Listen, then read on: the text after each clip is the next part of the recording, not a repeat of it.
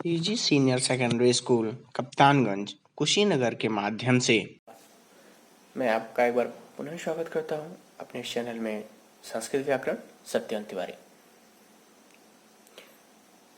पिछली कक्षा में आपने पढ़ा कि वर्णमाला के कितने भाग होते हैं। स्वर में संस्कृत की वर्णमाला के स्वर में कितने वर्ण होते हैं। अब आप इस भाग में पढ़ेंगे संस्कृत वर्णमाला के व्यंजन में कितने वर्ण व्यंजन होते हैं, अयोगवाह कौन कौन है और संयुक्ताक्षर कौन कौन है। वर्ण के प्रकार में आप आते हैं।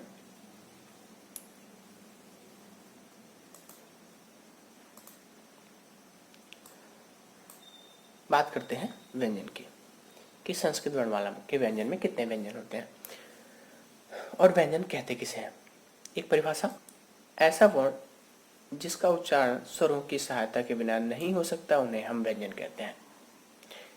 आपने स्वरों की परिभाषा में पढ़ा था कि ऐसा वर्ण जिसका उच्चारण स्वतंत्र रूप से किया जा सके या जिसके उच्चारण में किसी दूसरे वर्णों की सहायता न लेनी पड़े उसे हम स्वर कहते हैं। लेकिन यहाँ पर है कि ऐसा वर्ण जिनका उच्चारण स्वरों की सहायता के बिना नहीं हो सकता उन्हें हम व्यंजन कहते हैं। अब बात आती है व्यंजनों की संख्या की। तो व्यंजनों की संख्या 33 होती है और इनको 3 भागों में विभाजित किया गया। जैसे हम स्वर की बात करेंगे, स्वर को 3 भागों में विभाजित किया गया, वैसे ही व्यंजन को भी 3 भागों में विभाजित किया गया है। सर्वप्रथम बात आती है स्पर्श व्यंजन की। स्पर्श व्यंजन किसे कहते हैं? वो वर्ण जिनका उच्चारण करते समय जीवा मुख के किसी भी भाग को स्पर्श करते हैं उसे स्पर्श व्यंजन वर्ण कहते हैं। यानी जब आप किसी भी वर्ण का उच्चारण करें, किसी भी वर्ण का प्रोनाउंसिएशन करें और आपकी जीवा आपके मुख के किसी भी भाग को स्पर्श करे तो जिस भी वर्ण का आप उच्चारण करेंगे वो वर्ण स्पर्श वर्ण कहलाएगा। उदाहरणार्थ आप देख सकते हैं, जैसे आप तवर्ग है, यहाँ पे तवर्ग मैंने लिखा है तो त थ द ध और न किसी भी वर्ण का उच्चारण आप करेंगे तो आपकी जीवा आपके मुख के किसी न किसी भाग को स्पर्श करेगी। वो वर्ण क्या होगा? स्पर्श व्यंजन कहलाएगा, स्पर्श वर्ण कहलाएगा। च वर्ग में च छ ज झ य किसी भी वर्ण का आप उच्चारण करें, किसी वर्ण का प्रोनाउंसिएशन करें तो आपकी जीवा आपके मुख के किसी न किसी भाग को स्पर्श करेगी तो वह कहलाएगा च वर्ग।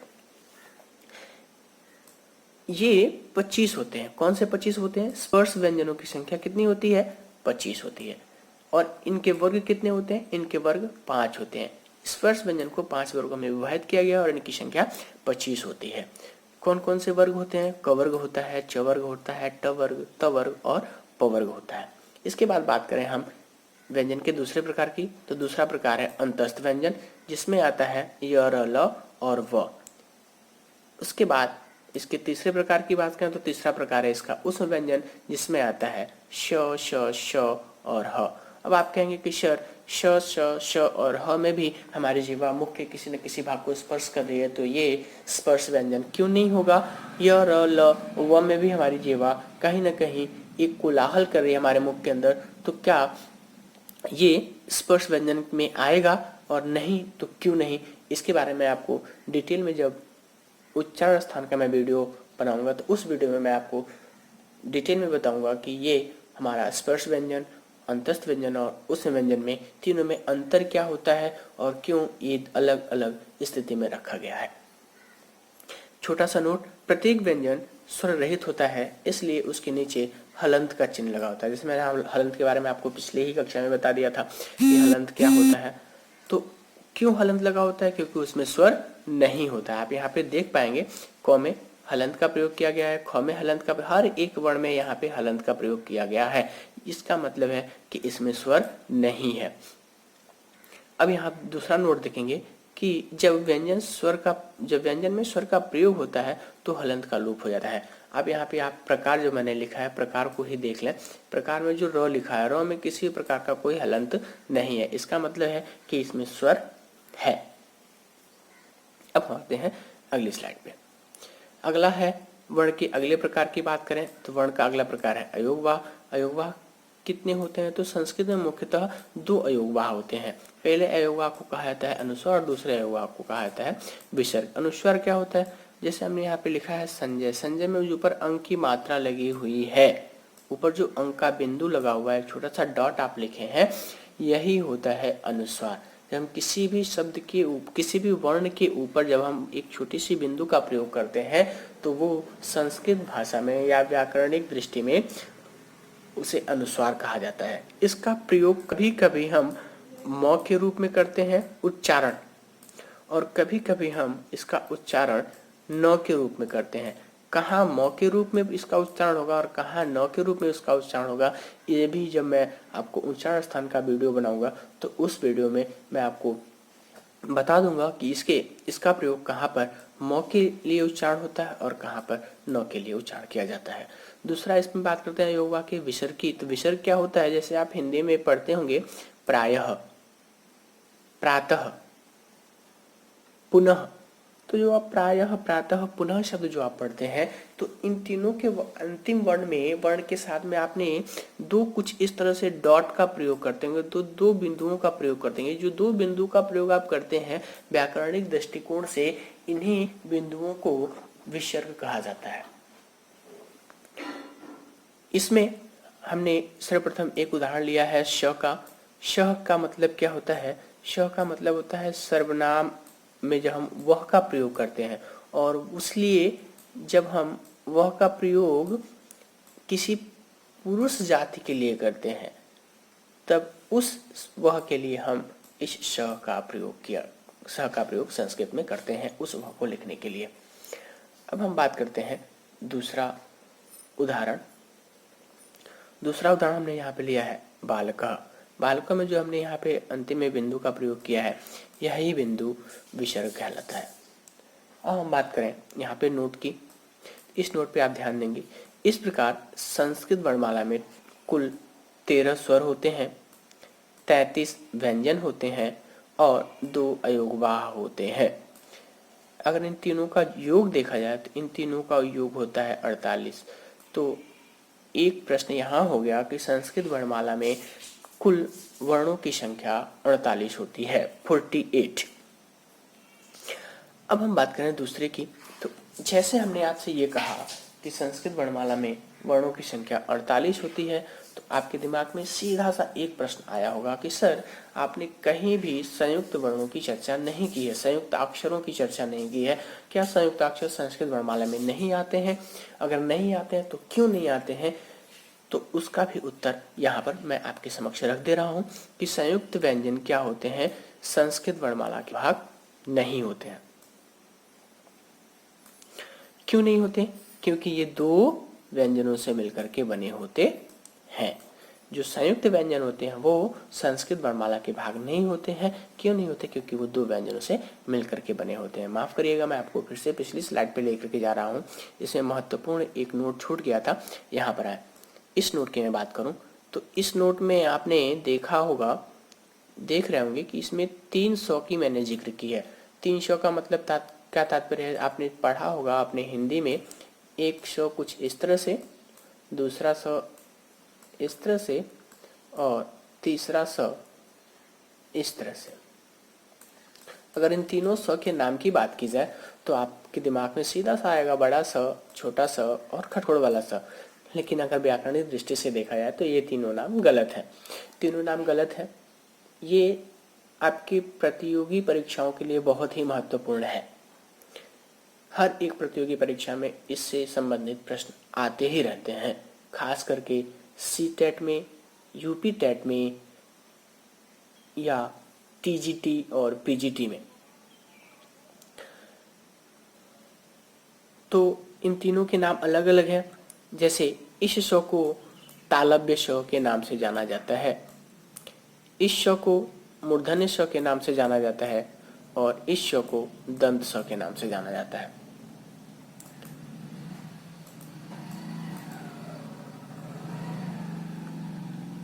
यहां आप देख लेंगे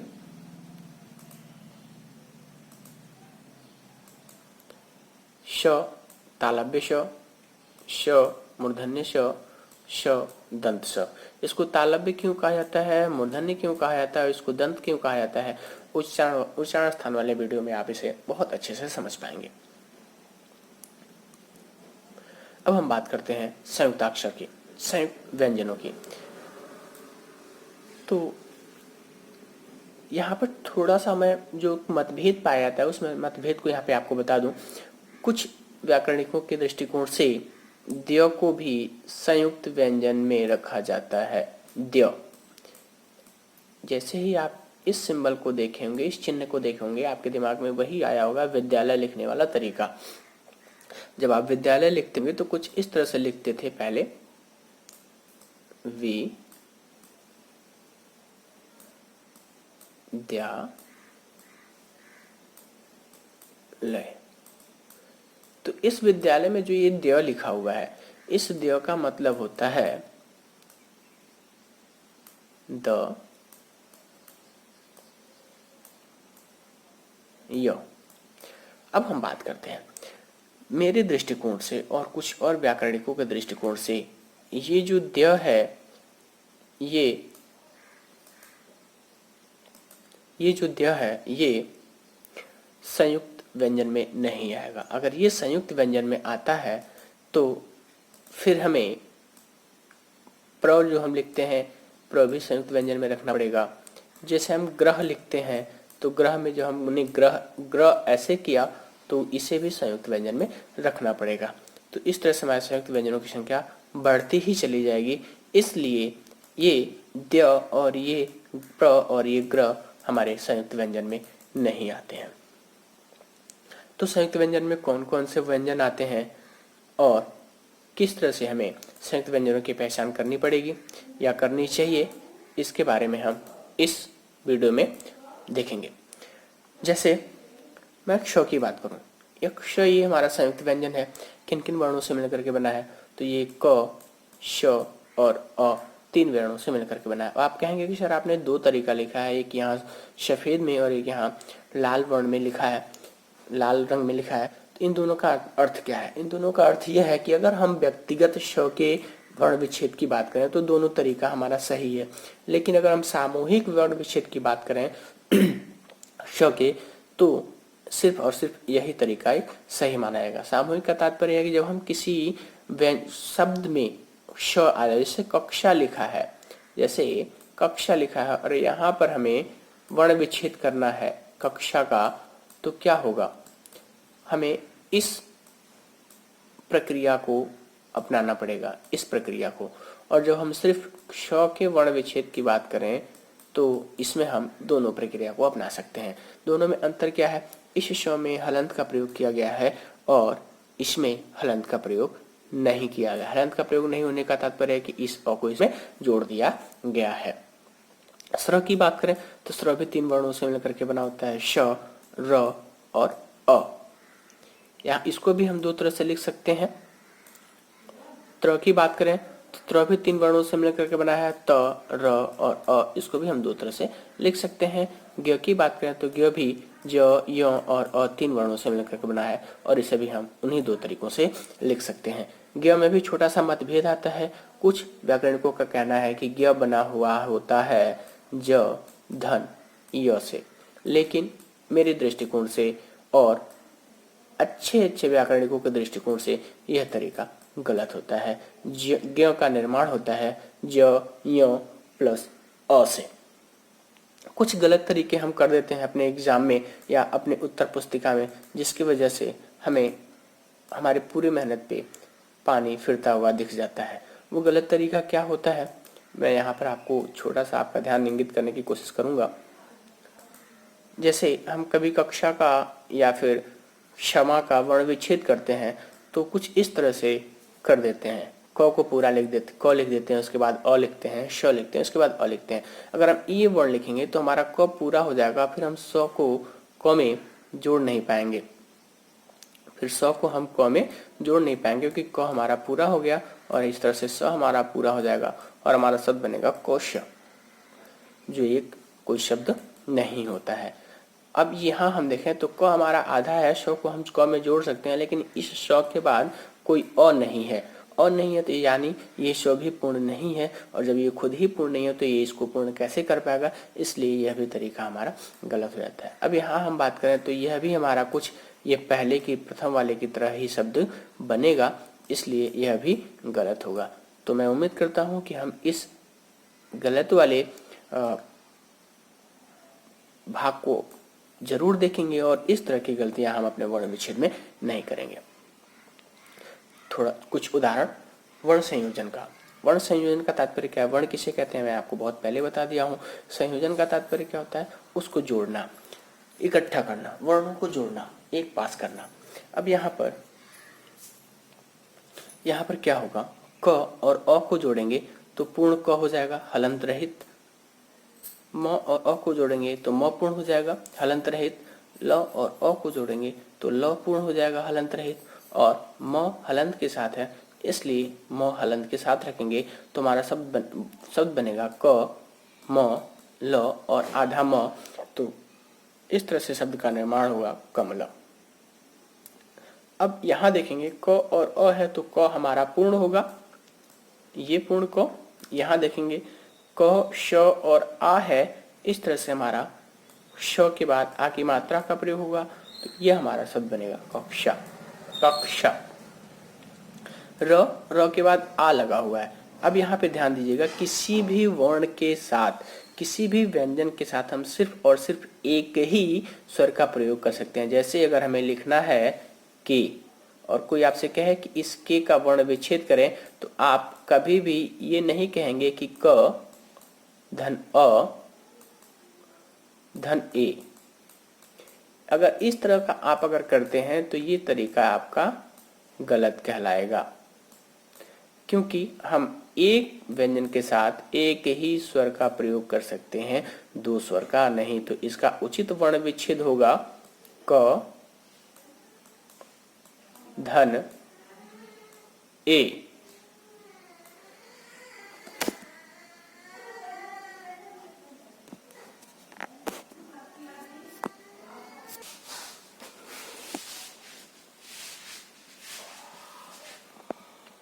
हाँ, तो इसका होगा उचित होगा क प्लस ए। अब हम बात करते हैं, यहाँ इसकी बात कर रहे थे र धन आ, तो रा शब्द बनेगा, रा वर्ण बनेगा और म प्लस अह। यहाँ भी ध्यान देने योग्य बात है, हम अह जब हम विसर्ग का प्रयोग करते हैं तो किसी भी स्वर के साथ या जो भी अंतिम वर्ण है उसके साथ ही विसर्ग का प्रयोग करते हैं, कभी भी विसर्ग का प्रयोग स्वतंत्र रूप से नहीं होता है। तो विसर्ग होगा म के साथ तो रामा शब्द बनेगा और इस तरह से हमारा ये शब्द बन जाएगा रामा। क री, री ध्यान दीजिएगा, यहाँ पे क्री में जो लिखा हुआ है, यहाँ जो क्री लिखा हुआ है इसमें री का प्रयोग किया गया। इसमें भी री एक स्वर है और जब री एक स्वर है तो एक व्यंजन के साथ ही इसका प्रयोग अगर होता है तो उसके उस व्यंजन के साथ, जिस भी व्यंजन के साथ इस री का प्रयोग होगा उस व्यंजन के साथ और कोई स्वर का प्रयोग नहीं होगा। तो क में री का प्रयोग होगा तो की बनेगा। श चूंकि यहाँ पे आधा है, स के साथ हलंत का प्रयोग होगा तो स के बाद ऋण का कोई प्रयोग होगा नहीं, उसके बाद स के बाद कोई अ का प्रयोग होगा नहीं, और ड चूंकि विसर्ग के सहित है इसलिए यहाँ पे ड विसर्ग के साथ होगा और शब्द बनेगा हमारा क्री श ड़। इस तरह से शब्द बना हमारा कृष्ण। मैं उम्मीद करता हूँ कि जो कुछ भी उदाहरण यहाँ पे मैंने आपके समक्ष रखा है ये आपको अच्छे से समझ में आया होगा। एक और छोटा सा उदाहरण वर्ण विच्छेद का।